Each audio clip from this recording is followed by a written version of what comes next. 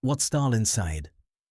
When Churchill told him Britain produced thousands of bombers, August 12, 1942. The Kremlin, Moscow.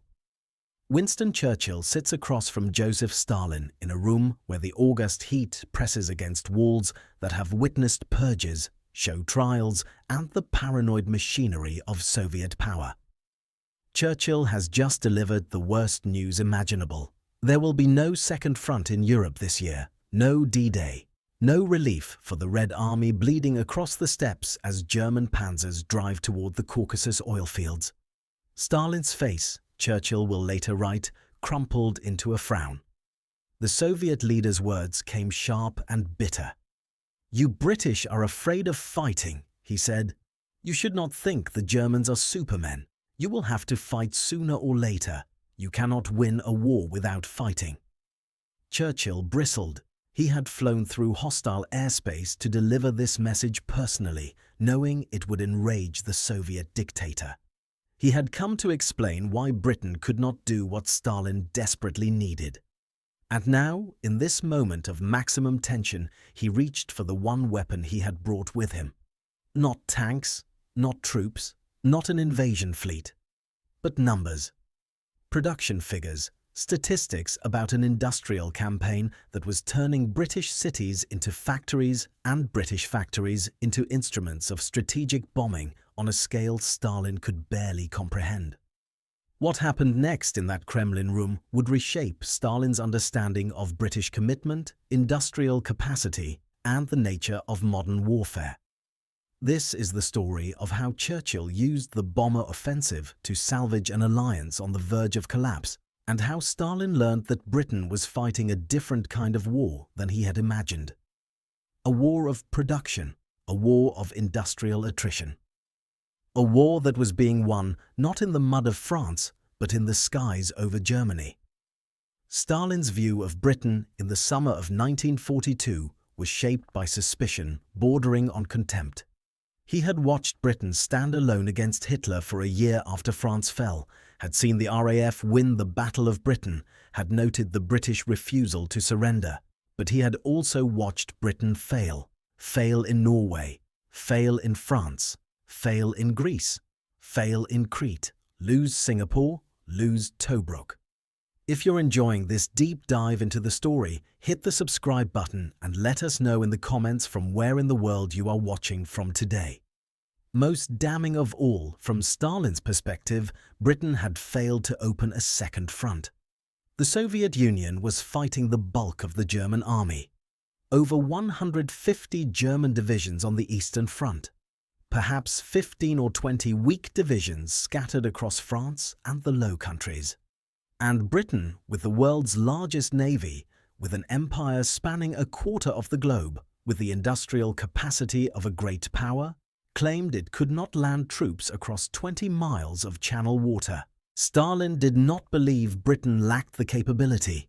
He believed Britain lacked the will. He suspected Churchill of wanting the Soviet Union and Germany to bleed each other white, while Britain waited safely behind the Channel, preserving British power for the post-war settlement. This was not paranoia. This was exactly what Churchill had advocated in the interwar years, exactly what many in the British establishment still whispered. When Vyacheslav Molotov, Stalin's foreign minister, visited London in May 1942, he had pressed hard for a second front. He left believing, or choosing to believe, that President Roosevelt had promised one. The Anglo-Soviet communiqué issued after Molotov's visit spoke of preparations for opening a second front.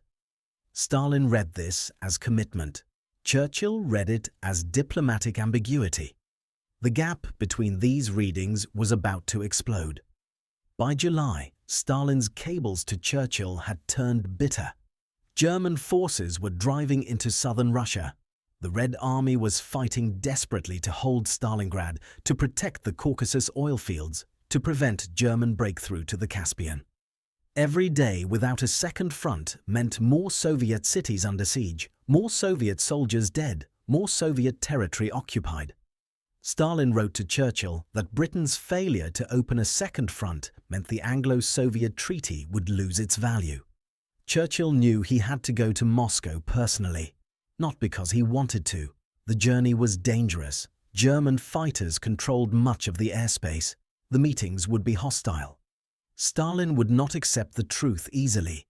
But cables were not enough. Ambassadors were not enough. If the alliance was going to survive, if Stalin was going to be kept in the war rather than seeking a separate peace with Hitler, Churchill had to look him in the eye and explain why 1942 could not see British and American troops landing in France. Churchill arrived in Moscow on August 12th, flying in a converted Liberator bomber. He was met by Molotov and driven to a dacha on the outskirts of the city. Within hours, he was sitting across from Stalin in the Kremlin. No preliminaries, no diplomatic niceties. Churchill delivered the news immediately and without equivocation. There would be no cross-channel invasion in 1942. Stalin's reaction was everything Churchill feared. The Soviet leader questioned whether Britain was afraid to fight the Germans. He claimed there was not a single German division in France of any value. He suggested that Britain's reluctance revealed a fundamental lack of courage, of commitment, of understanding what war meant. Churchill, who had spent 1915 in the trenches of the Western Front, who had stood in Parliament in 1940 and rallied Britain when invasion seemed inevitable, felt his temper rising. But Churchill had not come to Moscow only to deliver bad news. He had come with something else, an alternative, a promise. A demonstration of British commitment that did not require landing troops on French beaches. He began to speak about the bombing campaign. Britain, Churchill explained, was conducting a strategic bombing offensive against Germany on a scale unprecedented in military history. Cities were being targeted, industrial centers were being destroyed. German workers were being, in Churchill's phrase, dehoused. The goal was not tactical support for ground operations. The goal was to shatter German industrial capacity, to break German civilian morale, to bring the war to the German homeland in a way that had never been attempted before. Stalin's demeanor began to change. Churchill later wrote that Stalin's interest was now at a high pitch. The Soviet leader leaned forward. He asked questions. How many bombers? How much tonnage? Which cities? What damage? Churchill provided details. He spoke of the 1,000-bomber raid on Cologne in May, of plans to expand the offensive, of new 4-engine bombers entering service in increasing numbers. He spoke of targeting not just military installations, but the homes of German workers, the infrastructure of German cities, the very capacity of Germany to sustain its war machine. And Stalin, for the first time since Churchill arrived, responded positively. The atmosphere, witnesses recorded, became progressively more cordial.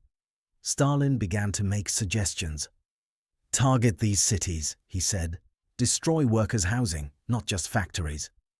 The Germans must be made to feel the war. Churchill agreed. This was, he explained to Stalin, a second front. Not the second front Stalin wanted, not troops on the ground in France, but a second front nonetheless. Britain was taking the war directly to Germany. British bombers were striking German cities every night. British production was turning out aircraft in numbers that would soon allow raids of unprecedented scale and frequency. But Stalin had heard promises before. He had heard Churchill speak of British commitment, British resolve, British industrial power. Words were easy. What Stalin needed to understand was whether these were just more diplomatic pleasantries or whether Britain was actually capable of the kind of industrial effort Churchill described. And that meant understanding British aircraft production. Not the propaganda figures that appeared in newspapers, not the optimistic projections that diplomats traded, but the actual verified production numbers. This is where the story becomes one of industrial revelation. Because what Stalin was about to learn over the coming months was that Britain, the nation he suspected of hiding behind the Channel, of preserving its strength while the Soviet Union bled, was engaged in an industrial mobilization that in some ways matched and in other ways exceeded Soviet efforts. Britain was not just building bombers. Britain was building thousands of bombers, and those bombers were flying every night into German airspace, dropping hundreds of tons of bombs, forcing Germany to divert fighters from the Eastern Front, to commit resources to air defense, to accept that the war was no longer something that happened only in the East. British aircraft production in 1941, the year Germany invaded the Soviet Union, totaled over 20,000 aircraft. Fighters, trainers, bombers, reconnaissance aircraft, the full spectrum of military aviation. Of these, thousands were bombers. Twin-engine Wellingtons, four-engine Stirlings, four-engine Halifaxes, and increasingly the Lancaster, the heavy bomber that would become the backbone of RAF Bomber Command's assault on Germany. In 1942, as Churchill sat in the Kremlin explaining the bombing campaign to Stalin, British factories were on track to produce over 23,000 aircraft. The production rate was accelerating. New factories were coming online. Women who had never worked in industry were learning to rivet, to weld, to assemble the complex machinery of modern aircraft. The Ministry of Aircraft Production, created by Churchill in 1940, had become the largest industry in Britain, employing nearly 2 million workers. These were not the numbers Stalin was used to hearing about Britain. These were not the numbers that fit his understanding of a cautious, conservative British establishment reluctant to fully commit to total war. These were the numbers of a nation that had transformed itself, that had accepted total mobilization, that had turned virtually every resource toward war production. But there was something else Stalin needed to understand, something more important than raw production numbers, the nature of what Britain was doing with these aircraft. Because the bomber offensive was not like the ground war Stalin was fighting. It was not about taking territory, holding positions, grinding forward meter by bloody meter. The bomber offensive was about strategic effect, about industrial attrition, about forcing Germany to fight on two fronts even without British troops on the ground in France. Every bomber over Germany meant German fighters pulled from the Eastern Front. Every raid on a German city meant German anti-aircraft guns that could not be used against Soviet tanks. Every ton of bombs dropped on German industrial centers meant production capacity diverted from tanks, artillery, ammunition that might otherwise flow to the Eastern Front. This was the argument Churchill made to Stalin. This was why the bombing campaign constituted a genuine second front, even if it was not the invasion Stalin wanted. And Stalin gradually began to accept this logic. Not because he was convinced that bombing could win the war alone. Stalin was too much of a realist for that. He knew wars were won by armies taking ground, but because he recognized that Britain was making a genuine effort, was suffering genuine losses, was committing genuine resources to taking the war to Germany. British bomber crews had casualty rates that rivaled frontline infantry. Over 50% of Bomber Command crews would not survive the war. These were not the statistics of a nation sitting safely behind the Channel. These were the statistics of a nation at total war. Churchill left Moscow on August 17th. The meetings had been difficult. Stalin had been alternately hostile and cordial, suspicious and engaged. But Churchill believed he had accomplished his mission. He had explained why 1942 could not see a cross-channel invasion. He had promised Operation Torch, the invasion of North Africa, for November. And he had convinced Stalin that Britain was fighting, that the bomber offensive was real, that industrial production was sufficient to sustain a strategic campaign that would help the Soviet Union even without British troops in France. But promises are one thing, delivery is another. Stalin, back from his dealings with Molotov, with Churchill, with the diplomatic theatre of alliance management, still had to decide whether to believe what he had been told. Whether British production was really what Churchill claimed. Whether the bombing campaign was really making a difference. Whether Britain was really committed to defeating Germany, or whether this was elaborate theatre designed to keep the Soviet Union fighting while Britain preserved its strength. The evidence began to arrive in the fall of 1942. Not diplomatic cables, not propaganda broadcasts, but intelligence reports from Soviet agents in Britain, from neutral observers, from German sources reporting on the intensification of the bombing campaign. Reports that confirmed Churchill's claims. Reports that showed British aircraft production was not just propaganda, but verifiable reality. By October 1942, RAF Bomber Command was conducting raids on a scale that dwarfed anything attempted in the first years of the war. On the night of October 14th, more than 400 bombers attacked Cologne. On October 22nd, over 300 bombers struck Genoa. These were not isolated missions.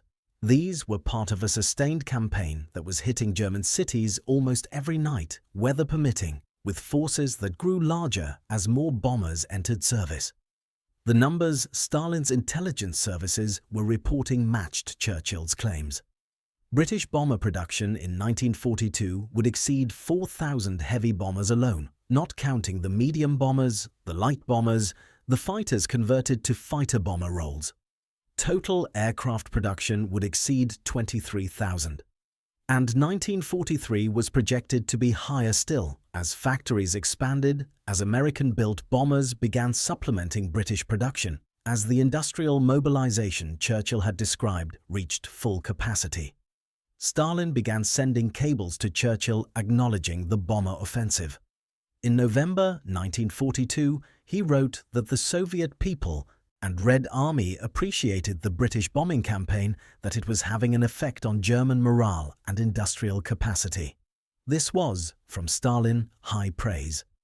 Stalin was not given to gratitude. He did not easily acknowledge Allied contributions, but the evidence was overwhelming. Britain was bombing Germany with a commitment and scale that could not be dismissed. If you find this story engaging, please take a moment to subscribe and enable notifications. It helps us continue producing in-depth content like this. By the end of 1942, Stalin's view of Britain had begun to shift. Not completely. He still wanted a second front in France. He still suspected British motives. He still believed the Soviet Union was carrying the primary burden of the war. But he no longer doubted British commitment. The bomber offensive was real. British production was real. British losses were real. And the effect on Germany, while not decisive, was genuine. German night fighter forces were expanding. Flak guns were being pulled from the Eastern Front to defend German cities. Industrial production was being disrupted. The German people were experiencing war in a way they had not since the final months of World War I. This was not winning the war for the Allies, but it was making Germany's task harder. It was forcing Germany to fight on two fronts, even if one of those fronts was in the air rather than on the ground. The intelligence Stalin received in early 1943 confirmed the trend. British bomber production in 1943 would reach over 26,000 aircraft total, with bomber production continuing to accelerate as 4 engine types replaced older twin-engine designs. The Lancaster was entering service in larger numbers. New crews were being trained, new tactics were being developed. The 1,000 bomber raids that had seemed like propaganda stunts in May of 1942 were becoming routine operations by the spring of 1943. And Stalin, reading these reports, began to understand something that would shape his strategic thinking for the rest of the war. The Western Allies were not going to fight the war the way the Soviet Union was fighting it. They were not going to trade casualties one for one with Germany. They were not going to accept the kind of losses the Red Army was sustaining. But they were going to use their industrial capacity, their technological advantage, their command of the air and sea to wage a different kind of war. A war of strategic bombing, a war of economic strangulation, a war that would eventually land troops on the continent, but only when conditions allowed, when preparation was complete, when the risk of catastrophic failure was minimized. This was not the war Stalin would have fought. Stalin believed in mass, in accepting casualties, in grinding forward regardless of cost. But Stalin also recognized reality. The Western Allies were going to fight their way. And that way, while frustrating, while insufficient from Stalin's perspective, was genuine. Britain was not sitting idle behind the Channel. America was not preserving its strength for the post-war world. They were fighting with the resources they had in the way their industrial capacity and strategic culture dictated. The bombing campaign continued to intensify through 1943. In March, the Battle of the Ruhr began, a sustained campaign against German industrial cities that would continue for months. In May, the dams raid, Operation Chastise, struck the Mona and Oder dams with specially designed bouncing bombs. In July, Hamburg was struck in Operation Gomorrah, creating a firestorm that killed over 40,000 people and destroyed much of the city. In August, the first raids on Berlin resumed after a hiatus of nearly a year. Each of these operations was reported to Stalin. Not by Churchill seeking credit, though Churchill did send regular updates on bombing tonnage dropped, but by Soviet intelligence monitoring German communications, by neutral observers, by the evidence of German resources being diverted to air defense. Stalin could see that the bombing campaign was real, was sustained, was having effects that German propaganda could not entirely conceal. By the time of the Tehran Conference in November 1943, when Stalin met Churchill and Roosevelt face-to-face for the first time as the Big Three, Stalin's tone toward the bomber offensive had changed markedly. He acknowledged its contribution, he suggested targets, he praised the destruction of Hamburg. He understood, even if he still wanted a ground campaign in France, that Britain and America were fighting in the way that their resources and strategic culture allowed. Churchill, at Tehran, felt vindicated. His Moscow trip 15 months earlier, the difficult meetings where Stalin had questioned British courage, the promises he had made about the bomber offensive had been proven true. Britain had delivered. The production figures were real, the raids were sustained. The German homeland was experiencing war in a way Hitler had never intended. And Stalin, while never fully satisfied, while always pushing for more, for faster, for a second front now rather than later, recognized that Britain was making a genuine contribution. But there was something Stalin learned at Tehran that further shifted his understanding. Something about the scale of British and American production that went beyond aircraft, beyond bombers, beyond any single category of weapons. Stalin learned that the Western Allies were not just building enough to sustain their own operations. They were building on a scale that would overwhelm Germany through sheer industrial capacity.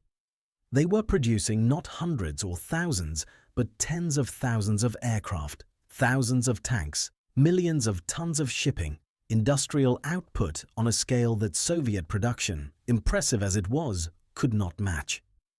This was the real revelation. Not that Britain was building bombers. Stalin knew Britain was building bombers. What Stalin learned was the scale of Western industrial mobilization. The capacity to produce not just weapons, but the industrial infrastructure to produce weapons at rates that would only accelerate as the war continued. This was something the Soviet Union could not do. The Soviet Union could produce vast quantities of standardized weapons, T-34 tanks, PPSH submachine guns, Il-2 Sturmovik aircraft. But the Soviet Union was doing this while under invasion, while relocating factories east of the Urals, while suffering massive territorial losses and population displacement. The Western Allies were doing this from a position of security, with their industries intact, with their populations safe from invasion. Stalin understood that this difference in industrial capacity would shape the post-war world. The nation that emerged from the war with its industry intact, with its infrastructure undamaged, with its population not decimated by occupation and combat, would be the dominant power. And that nation was going to be the United States, with Britain as a close second. The Soviet Union would emerge victorious, would control vast territories in Eastern Europe, would be a military superpower. But industrially, Economically, in terms of productive capacity, the West would emerge stronger. This realization would shape Stalin's post-war strategy, his determination to secure Soviet borders through territorial control, his understanding that the Soviet system had won the war but might not win the peace. The bomber offensive continued through 1944 and into 1945. By the end of the war, RAF Bomber Command had dropped over 1 million tons of bombs on Germany. British aircraft production over the course of the war exceeded 130,000 aircraft. American production exceeded 300,000. These numbers were beyond anything Stalin had imagined when Churchill first sat across from him in August 1942 and spoke of bombing German cities. The final tally of British bomber production tells the story in stark terms. Over 7,000 Lancasters built. Over 6,000 Halifaxes, thousands of Wellingtons, of Stirlings, of Mosquitoes. Each of these aircraft represented tens of thousands of man-hours of labor, tons of strategic materials, the industrial capacity of a nation fully committed to total war. And each of these aircraft flew, on average, dozens of missions over Germany, dropping tons of bombs, forcing Germany to divert resources to defense, to accept that the war was coming home regardless of German victories in the East or West. What Stalin said about British bomber production evolved over the course of the war. In August 1942, sitting in the Kremlin as Churchill described the offensive, Stalin's words were cautious, skeptical, demanding proof. By November 1942, after the evidence accumulated, his cables acknowledged the contribution. By Tehran in November 1943, his words were approving, even enthusiastic, suggesting targets and praising destruction. By Yalta in February 1945, as Germany collapsed under combined pressure from East and West, Stalin's words reflected acceptance that the Western way of war, built on industrial capacity and strategic bombing, had been genuine and effective. But there was something Stalin never said publicly, something captured only in private meetings recorded by witnesses, something that reveals his true understanding of what British and American production meant. Stalin told his inner circle that the Western Allies had won the war, not through superior courage or superior tactics, but through superior production. They had built their way to victory. They had turned their factories into weapons as powerful as their armies. They had demonstrated that modern warfare was not just about soldiers and tanks, but about industrial capacity, about the ability to produce faster than the enemy could destroy, to replace losses before they mattered, to overwhelm through sheer material superiority. This lesson stayed with Stalin for the rest of his life. After the war, Soviet industrial policy focused obsessively on production capacity. Not quality, not innovation, but capacity. The ability to produce vast quantities of weapons quickly, to match Western production through centralized planning and forced mobilization. Stalin never forgot what Churchill had taught him in that Kremlin meeting in August 1942. That wars are won in factories as much as on battlefields. That industrial capacity is strategic power, that the nation that can produce faster, in greater quantity, with more efficiency, will prevail regardless of tactical skill or ideological fervor. The bomber offensive, Churchill described to Stalin, ended with the war. The Lancaster squadrons stood down. The factories converted to peacetime production. The 2 million workers employed in British aircraft production found new jobs. But the lesson of that production, the meaning of those thousands of aircraft built in the space of 4 years, resonated far beyond 1945. It demonstrated that Britain, written off by many as a declining power after 1940, had mobilized industrial capacity on a scale that rivaled the great continental powers. It showed that democratic, capitalist industrial systems could match and exceed centralized, planned economies when fully mobilized for war. It proved that strategic bombing, while controversial, while costly in lives and resources, while never decisive on its own, was a genuine form of warfare that forced the enemy to divert resources, to fight on multiple fronts, to accept that modern war was three-dimensional. Thank you for watching. For more detailed historical breakdowns, check out the other videos on your screen now, and don't forget to subscribe.